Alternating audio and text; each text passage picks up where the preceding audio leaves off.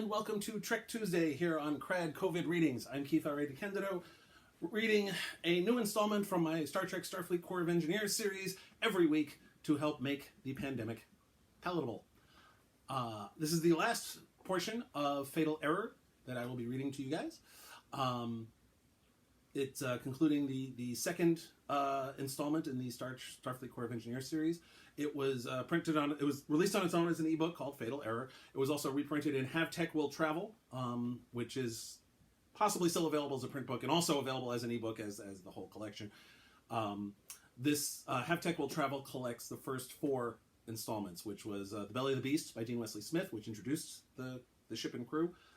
Fatal Error, which I'm reading the last part of today, and then that was followed by Hard Crash by Christy Golden, and Interphase Book 1 by Dayton Ward and Kevin Dillmore.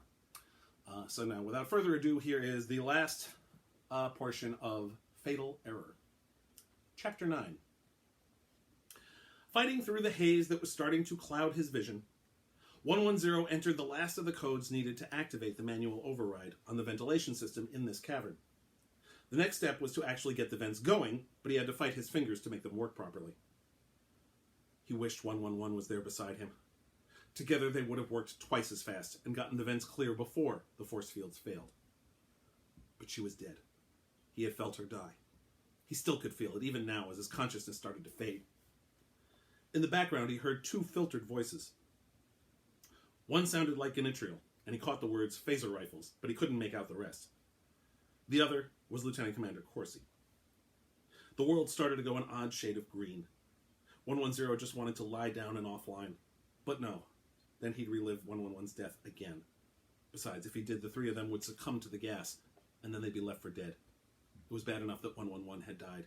110 would not be responsible for letting Gomez and Hawkins die as well. He entered the command. Within seconds, his vision cleared.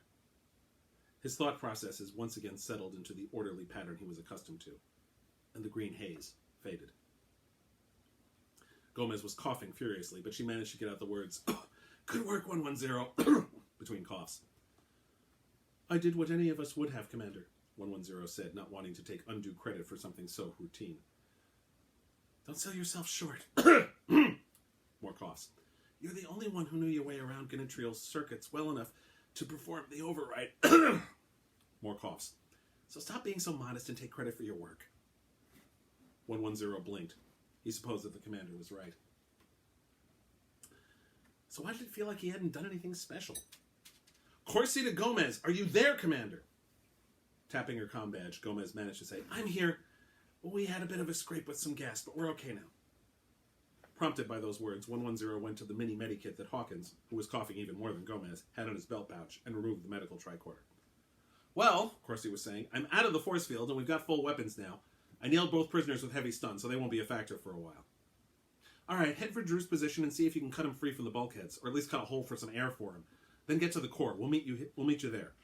"Yes, sir. Corsi out," 110 said. According to the readings, both of you suffered minor damage to your esophageal passages from the gas. It can be repaired when we return to the Vinci." "How about you?" Gomez asked between two more coughs. "No deleterious effects." Smiling, Gomez said, "Lucky you." "Come on, let's get a move on to the core. How much farther?" "Approximately 50 meters, 110 said, consulting the tricorder. "Then down another ladder, and we will be there, Commander." The two humans' coughs were now coming at longer intervals, which was a good sign. Gomez said, "Let's go."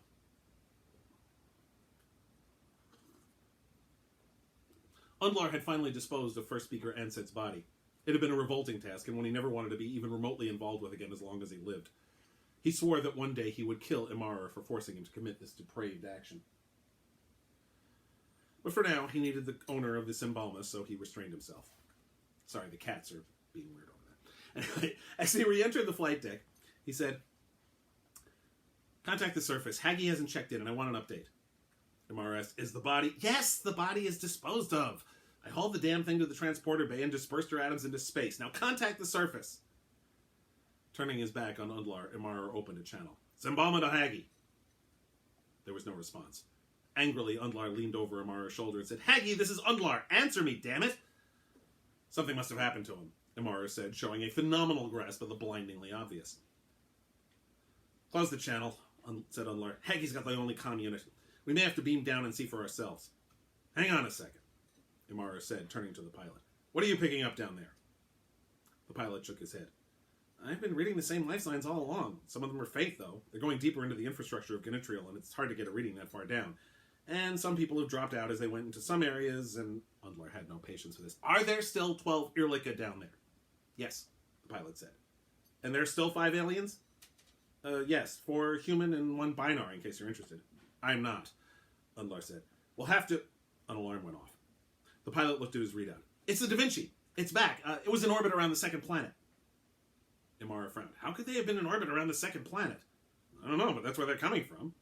It doesn't matter, Undlar said. This time we'll finish them off. Arm the weapons. To Undlar's annoyance, the pilot looked at Imara first. Imara nodded, and only then did the pilot say, Arming weapons. Shields up.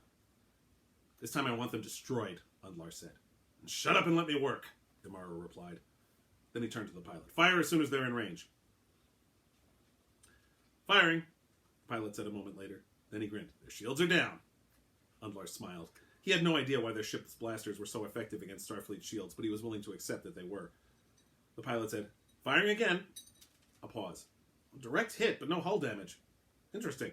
They've managed to partly reconstruct the shields. They're down again, though. They took damage to their weapons, propulsions, and secondary system. Smiling a bit, the pilot said, They got a good engineer or two over there. Maybe, Undlar thought, we should consider selling the weapon to the Federation after we take over Eerlik. Of course, the Federation might not want to deal with a government that had destroyed one of their ships, even if one could consider it a field test. So maybe we sell it to someone else. The Ferengi or the Breen. The Breen probably love a chance to even the score after the Dominion War. Undlar shook his head, bringing himself back to reality. Time enough for that after we've triumphed, he thought. What are you waiting for? Undlar said impatiently to Imara and the pilot. Destroy them! Targeting them now? The pilot cut himself off. I've lost the lock. He stabbed at his console, but nothing happened. I can't reestablish! Imara cried. The shields have gone down. What? I've lost helm control, the pilot said, continuing to stab pointlessly at his console. Damn it, Imara, what happened? Imara was also stabbing at his console. I can't access any ship systems. We've been completely locked out. It's impossible, Undlar cried. The face of the human captain of the Da Vinci appeared suddenly on the view screen. We're the S.C.E, Undlar. Impossible things are our business. Now then, are you folks going to surrender? Don't be ridiculous, Undlar said. Fine, you've taken over our ship. Now what? You don't have enough power to do anything to us. Your transporters and weapons or shields are down. So you can't fire on us and you can't board us. It's a stalemate, Captain. And I have righteousness on my side. Righteousness. You call cold-blooded murder righteousness. The human sounded indignant. Well, let him, Undlar thought. Every revolution has its executions, Captain. And this is a revolution. We will bring Eerlik out of its decadence and into a new era of greatness. And I can assure you that I will never give up. I will never surrender to you. Screen off, Gold said, not wanting to look at the Undlar's smug, teal-colored face. Bridge to engineering. Duffy, LaForge, give me good news. Wish I could, Captain, LaForge said. I might be able to get the shields reconstituted again, but I doubt it. And the weapon systems were jury-rigged as it is. It'll take at least 4 hours to fix them now. Get on it, Gold said with a sigh. At least LaForge had been able to reconstitute the shields after the first shot. That was all that had saved them. If he hadn't, that second shot would have done major structural damage instead of merely taking out half their systems. In fact, he thought, that second shot would have more than likely destroyed the ship. He turned back to McAllen. Contact the surface. Yes, sir. Pause. Sir, I'm only reading 2 comm badges, Corsi and Drew. Gold to Corsi, the captain said. Corsi here. Situation report, Commander.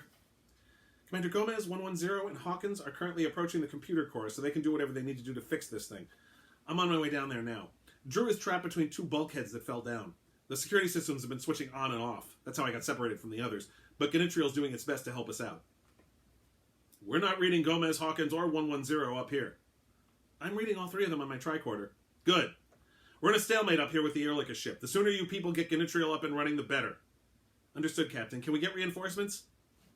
Negative, Gold said, hating the fact that he had to say it. Transporter's down. I'm afraid you're on your own, Corsi. That's fine, sir. We'll get it done. Keep me posted for as long as you can. Da Vinci out. He looked around the bridge, then hit his comm badge. Duffy, LaForge, how soon until the transporters are up? Maybe 6 hours, Duffy said. Make that the priority. We can end this if we can board them. From the comm position, Wong said, why don't we board them with a shuttle? The Da Vinci had 2 shuttlecraft, the Archimedes and the Franklin. McAllen was shaking his head. Too risky. They'll know we're coming when we approach the shuttle bay and open up the bay doors, and they've got hand weapons. I can't tell what kind they are, but if they're anything like the shipboard weapons, the shuttle will be a sitting duck. Gold sighed, then looked at Stevens, seated with Abramowitz and Falwell at one of the rear science stations. Can you maintain the hold on the computer system? Stevens said, no problem, sir. I installed 12 passwords on all the systems, and they're all in-jokes that only about 3 people in my family would even guess. I doubt they even know what a password is in this context, Abramowitz said. We should be fine. Is there any kind of security device we can use against them? Stevens shook his head. They don't have anything like that. Best I could do is either cut off their air supply or their gravity. Killing them's only a last-ditch option, Gold said. Knocking out the gravity will hardly matter. He sighed again. All right, then. We'll wait. He hated waiting. Rachel always told him his impatience would be the death of him. Hope she's wrong this time, he thought.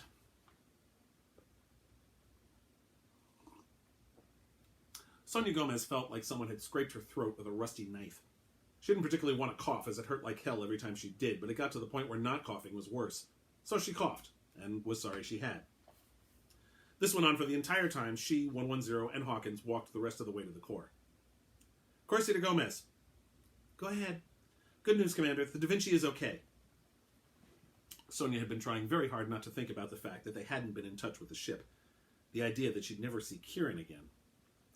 Aloud, she simply said, That's good to hear. You're too far deep for them to pick you up, and I will be soon. I tried to get Drew out, but one rifle can't cut it without exhausting the power pack. I was able to make a small breathing hole for him, so he should be able to survive until we can get everything under control. All right, Sonia said. We're almost at the core. We'll meet you here. Be careful. Always, Commander. Corsi out. About 10 minutes passed in silence, and then Ganitriul's ever-pleasant voice sounded once again. Commander Gomez, I am afraid that the scattering field has gone down. Any weapon will work within the caverns now, not just yours. Okay, she said with a sigh. That had been a handy tactical advantage, but they'd have to live without it. After another 5 minutes, Sonia figured they had arrived at their destination when they were confronted with a massive bulkhead. I'm assuming this is the entrance to the core and not another security protocol we have to work around? Ganitriul's voice said, Yes, Commander Gomez, that is the entrance to the core. I've got the code to open the door, 110 said.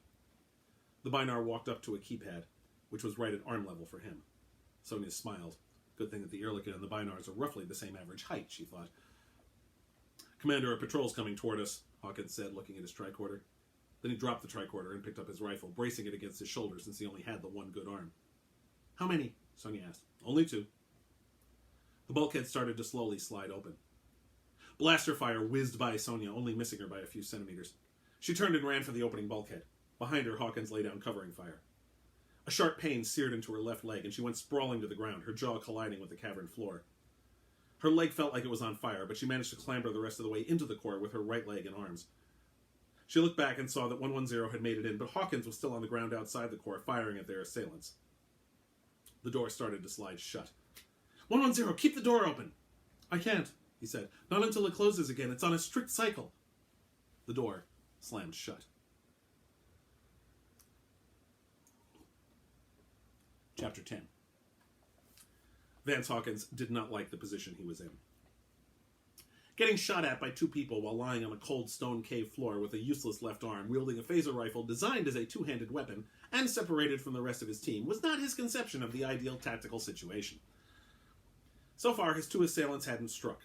Part of that was because he was flat on the floor, which made it harder to hit him than if he were standing up, but not as difficult as if he were behind a wall. By an annoying coincidence, behind a wall was precisely where his assailants were. There was one on either side of the corridor, hiding mostly around a corner.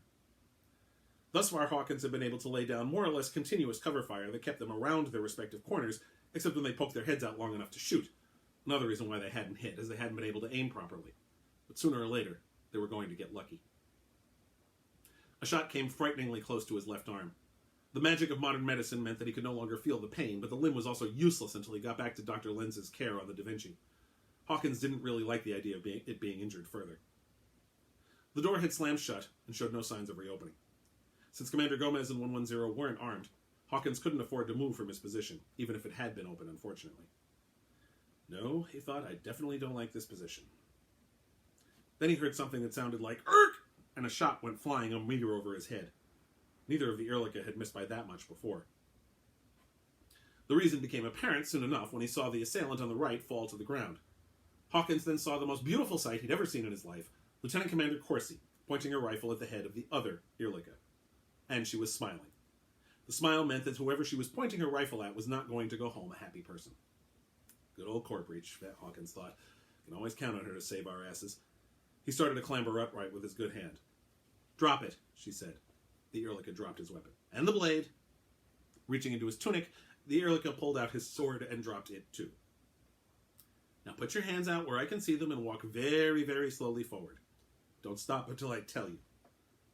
As the Eerlik walked forward, Corsi asked, What's your name? I'm Utaka. Well, congratulations, Utaka. You're now a prisoner of Starfleet. Stop walking, she added when they arrived in front of the bulkhead, which started to slide open. The door opened to 110 and Gomez, the latter sitting on the floor clutching her left leg. She was also bleeding from a gash in her jaw. Glad you can make it, Commander Corsi, Gomez said with a small smile, and I see you brought a present. This is Utaka, Corsi said. Walk inside the core, Utaka. Corsi led the prisoner into the core. Hawkins followed behind, first shouldering the rifle, then taking out the medikit. He knelt down to check on Gomez. As Hawkins one-handedly checked over Gomez's leg wound and gingerly applied the appropriate hypospray, the prisoner said, It's no use, you know. We still outnumber you. We've alerted the others. They'll all be here soon, and that door won't protect you. Gomez nodded. I guess they know the code for the door then. 110, can you change it? Yes, the Binar said. Do it, then shut it. We may as well have some privacy. Corsi was staring at her tricorder. Utaka's right. I've got 8 Eerlik moving toward this position. The door started to slide shut. I have changed the code, 110, and it's unlikely that they will determine what it is. Hawkins finished awkwardly applying a salve to Gomez's jaw. You should be able to at least limp on that leg now, Commander.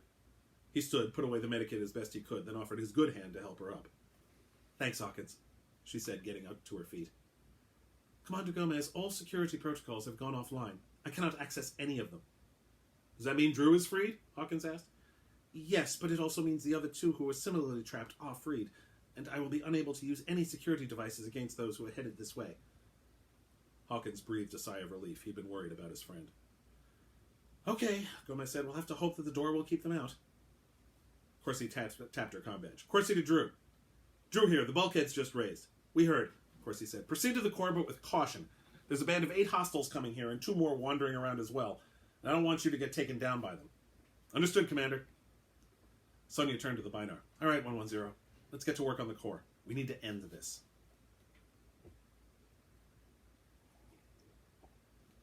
Sonia Gomez looked at the Binar, and her heart fell. She'd never seen 110 like this. His eyes were dilating, he was fidgety, and he spoke with a motor mouth that reminded Sonia uncomfortably of herself as an ensign. I don't know if I can perform this task, Commander. I'm diminished without 111, and... Sonia put her hands on 110's shoulders. I understand, but you have to try. But it might go wrong. I've been fearing this moment since you first put me on the away team. In fact, to be honest, I've been fearing it since 111 died. Up until now, everything's been simple. The interface with Ganitriul, activating the manual override, changing the code, those were basic tasks that even the most inept Binar pair can do without thinking, much less one as mature as I, even without a mate. I know I'm supposed to be able to fix any computer problem, but this may be beyond my capabilities. Great, Sonia thought. My throat feels like raw uridium, I've got a bum leg and a sore jaw, and now I have to handhold a Binar. Listen to me. It's true that you're not as efficient without 111 as you were with her, but you were never infallible.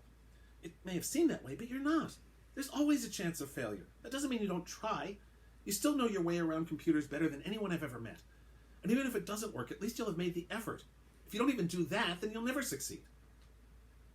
That has to be the most horiest load of cliched crap I've ever uttered in my entire life, she thought. Hope it worked. 110 gazed up at Sonia, who saw only fear in his eyes. The question was, could he get past the fear? Finally, the Binar nodded and said, Very well, Commander. I will try. Slowly, 110 walked toward one wall. Like all the other interfaces, it looked like a giant marble slab, but this one was lit with a variety of symbols in the Makaro language.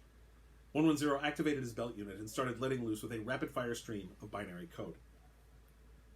The symbols started to flash by more quickly. 110 only occasionally touched the interface. Mostly Ganitriul was responding directly to the binary code. Every time Sonia saw the Binars in action, it amazed her that people could be so in tune with the computer that they could communicate directly with it. However, having seen 110 and 111 working in tandem, she could tell that 110 was working at about a quarter of the speed. She also noticed that he was getting frustrated with certain elements and going back and trying something again. "What's he doing?" Utaka asked. "Undoing your sabotage," Sonia said. "How?" Sonia just smiled. "It's what he does." Minutes passed, and still the rapid-fire stream of binary code came from 110's mouth. The rhythm of the code started to fall into something like a pattern that Sonia could detect. 110 didn't seem as frustrated and did less backpedaling and hesitating. "What's taking him so long?" Hawkins asked. "I thought these guys could walk through computers like nothing." "Two of them can," Sonia said angrily. "One of them takes a little longer. Anytime you want to step in and help out." Holding up his good hand and backing off, Hawkins said, No, Commander, of course not. It's just..." He was interrupted by a loud thud against the door. "My guess?" Corsi said, looking at the door. "The remaining Eerlik had just realized the code doesn't work, and they're trying to break the door down." "That's a pretty reasonable guess," Sonia said sardonically. "If they get through, protect 110 at all costs, understood?" "Yes, sir," Corsi said, taking up a position at 45-degree angle to the door on one knee. Hawkins did likewise at an equivalent point on the other side of the door. Smoke started to show through the door. Sonia could now hear the whine of the Eerlik blasters through the weakening rhodinium door.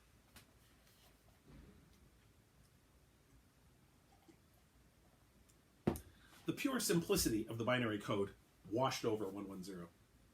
At first it was like coming home again. He was comfortable for the first time since 111 died. At least until the first glitch. It was a simple mistake. He went down the wrong subroutine. A simple error, a misreading of a command. If he'd been working with 111, it would never have happened. He continued to navigate his way through Ganitriul. It was a complex system and one that had many different facets. The Eerlik had spent the millennia improving Ganitriul, building new processes over the old ones. But some of the older ones were still in place, never having needed to be improved. Excuse me. The newer routines were almost completely compatible with the older ones, adjusted for maximum efficiency. Although Lieutenant Commander Duffy's statement that Ganitriul might put the master computer on Binus to shame had struck 110 as unlikely at the time, he now had to admit that Ganitriul was, in its own way, almost as impressive. For that alone, the Eerlik deserved commendation. Once again, he lost his way, this time exploring some of the older programs that regulated the economy, which hadn't needed any alteration for almost 1,000 years. He let his curiosity get the better of him, something 111 would not have tolerated. Eventually, he found the source code for the invasive program. It had taken far longer than he'd expected, especially since the fruits of the program were all over every system he'd visited, going back to when he had interfaced with Ganitriul at the other terminal. 110 had to admire the simplicity of it. The invasive program simply changed the numeric values or the operators of the random mathematical equations. Addition would become subtraction. Values were doubled or halved.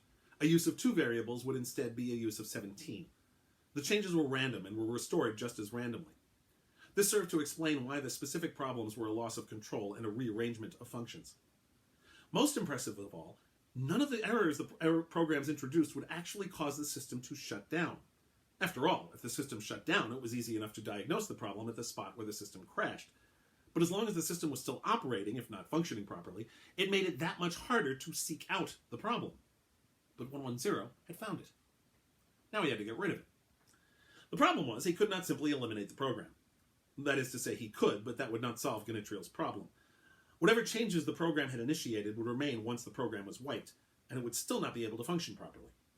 What 110 had to do was backtrack, find all the changes the program had made, fix them, keep it from making any further changes, and then, finally, wipe the program. With 111, it could have been done easily. By himself, it would be extremely difficult. But as Commander Gomez had said, he had to try. So he did. The process was slow. He almost missed a few of the equations that had been altered. In the end, however, he found all the changes that had been made. Then he eliminated the program. "I did it," he thought triumphantly. He turned around to tell Commander Gomez that he had succeeded, only to find himself knocked to the ground by Hawkins. Some kind of blaster fire went over his head. 110 looked up to see a large hole in the door and an Eerlik standing on the other side, firing a blaster. Then a force field came up in front of the door. The Eerlik still fired into it, but the force field simply absorbed the impact. The Eerlik tried to fire again, but her weapon no longer worked. "Security protocols activated. Hostile forces have been neutralized," Ganitriul said. "I once again have full control of all my operations. The hostiles inside the door are now trapped behind force fields, their weapons deactivated." The 3 humans all broke into grins. "Good work, 110, Gomez said. 110 returned the smile. "Thank you, Commander." Gomez asked, "Ganitriul, can you show us what's happening with the Da Vinci?" Of course. The Da Vinci is presently in standard orbit around the moon, Ganitriul said, and as an image of the Da Vinci and another ship flickered into life on the interface. The Pevney ship is the same one that engaged the Da Vinci earlier. Can you put us in touch with the Da Vinci? Yes, I have boosted the signal in your comm badge so that it can penetrate the crust of the moon. Tapping her comm badge, Gomez said. Gomez to Da Vinci. Gold here. Good to hear your voice, Commander. Likewise, Captain. Assuming that is your voice, you sound like a Horta. Gomez laughed, then coughed once. I got on the bad side of some gas. It's nothing that can't be dealt with, sir. In any case, mission accomplished. 110 has fixed Ganitriul. All its operations are back to normal. Good. We've got a bit of a standoff here. We have control of the Sembalma, but our transporters and weapons are out. And we'd like to send a boarding party over there. Ganitriul, can you send Hawkins, Drew, and me to the Sembalma? Corsi asked. Yes. Turning to Gomez, Corsi said, with your permission, we can be that boarding party. Gomez nodded. Permission granted. Chapter 11. It would have been inaccurate to say that it was all over, but still, Sonia Gomez was impressed with how quickly things had calmed down. Corsi, Hawkins, and Drew took control of the Sembalma, subduing Undlar and his two accomplices in fairly short order. The three Eerliker were taken into custody by the first enforcement ship that had been able to get itself into Eerlik orbit. The weather on the planet had stabilized, as had transportation methods and food distribution. Closer to home, Dr. Lenz had treated Sonia and Hawkins, removing the lingering effects of the gas from their throats and patching up their wounds. There were still plenty of relief efforts that needed to be coordinated, and the Sugihara had at last arrived in order to aid in those matters, freeing up the Da Vinci to resume its course for Starbase 505. Sonia sat in the mess hall with Karol Abramowitz and Bart Falwell, who were filling her in on what happened on the Da Vinci while she was dealing with Ganitriul. I'm just glad things will get back to normal, Sonia said. Karol snorted. Not much chance of that. The first speaker's dead. The only surviving member of the clergy is a mass murderer, and now everyone's questioning the efficacy of having one big vulnerable computer. Even if they do keep things as they are, their entire spiritual base and the people who are capable of fixing Ganitriul are all dead. You don't just recover from that by taking out an invasive program. Bart shrugged. Maybe they'll decide to join the Federation. Or at least working something out so that some computer experts can be nearby until they can train people, or something. Maybe 110 and his new mate could do that after he rebonds, Karol said. Maybe, Bart said, looking down and suddenly very interested in his root beer. Sonia frowned and wondered what that look was about, especially after that odd look 110 had given Bart before accepting the assignment. Now, well, she thought, it's not my business. She polished off her mug of Earl Grey and said, Still, that's not our lookout. We're the Fix-It squad, not the diplomats. We've done what we're supposed to do. Now we can go on to the next assignment. Or, in this case, Starbase 505. I'm sure both 110 and Geordi will be happy to be finally heading home. Oh, I don't know, Karol said with a smile. They're both pretty handy. Maybe they'll stick around. Returning the smile, Sonia said, Trust me, nothing will keep Geordi off the Enterprise for any length of time. And 110 does have obligations. True, Karol said. Bart continued to stare at his root beer. 110 stared at the ceiling of the quarters that, until recently, he had shared with the love of his life. He had received accolades not just from Captain Gold and Commander Gomez, but also from the new first speaker of Eerlik, a man named Birel, who had gone on for quite some time about how grateful the Eerliker were to the S.C.E. in general and to 110 in particular.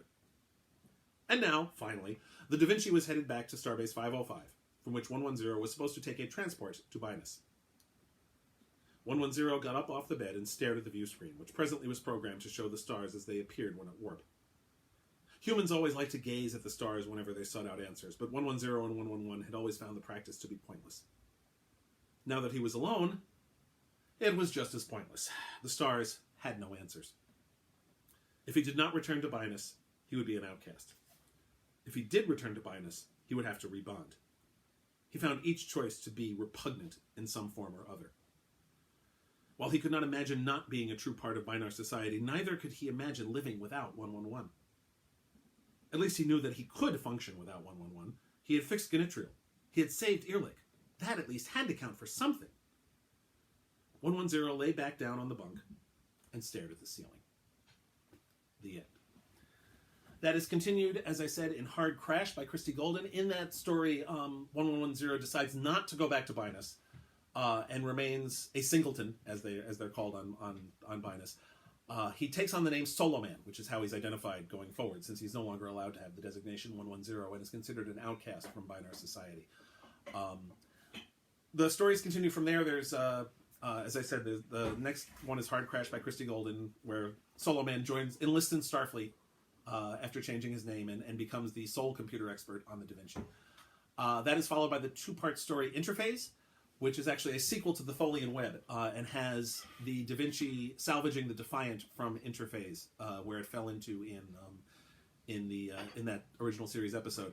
That was written before the Enterprise episode In a Mirror Darkly, which established that the Defiant actually fell through the interface and went into the mirror universe. We didn't know that at the time. That episode hadn't aired yet. So that's sort of an alternate take, I guess, on that whole thing.